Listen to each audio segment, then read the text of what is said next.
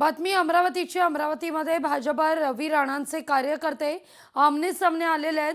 भाजप आणि रवी राणांचे कार्यकर्ते आधी कोणाची रॅली काढावी यावरून वादही झालेला आहे।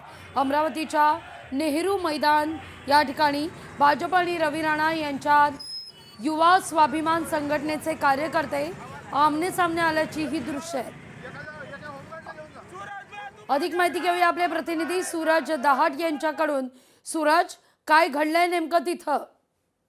नक्कीच लागवेजी आपण जर पाहिलं तर आज प्रचाराचा जो आहे अंतिम दिवस आहे, त्यामुळे जर पाहिलं तर सकाळपासून सर्वच राजकीय पक्षाचे जे लोक आहेत ते या ठिकाणी प्रचार करत आहेत। जर पाहिलं तर अमरावतीच्या नेहरू मैदानामध्ये भाजप आणि युवा समाजाच्या संपूर्ण कार्यकर्ते एकत्र आलेले। सुरुवातीला जर पाहिलं तर सकाळी 10 वाजताची परवानगी जी आहे युवा समाज संघटनेला देण्यात आली होती। दुसरी जर पाहिलं तर 11 वाजताची जी आहे भाजपला परवानगी देण्यात आली होती। मात्र दोन्ही पक्षाचे एकाच वेळी कार्यकर्ते आमने सामने आलेले। त्यामुळे जर पाहिलं तर पोलिसांना वेळीच त्या ठिकाणी हस्तक्षेप करावा लागला। पोलिसांनी जर हस्तक्षेप जर केला नसता तर कुठं कदाचित या ठिकाणी आंदोलन सुद्धा या ठिकाणी घडलं असतं, कारण का मोठ्या संख्येने जे आहे दोन्ही पक्षाचे कार्यकर्ते या ठिकाणी आमने सामने आलेले होते आणि दोन्ही पक्षाच्या जर पाहिलं तर एकामेकाच्या विरोधात घोषणाबाजी सुद्धा या ठिकाणी केलेलं होतं।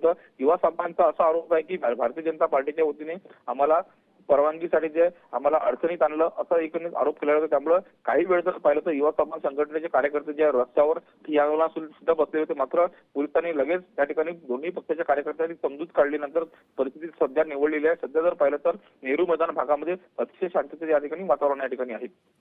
निश्चित सूरज, धन्यवाद तुम्ही दिलेल्या सविस्तर माहिती करता।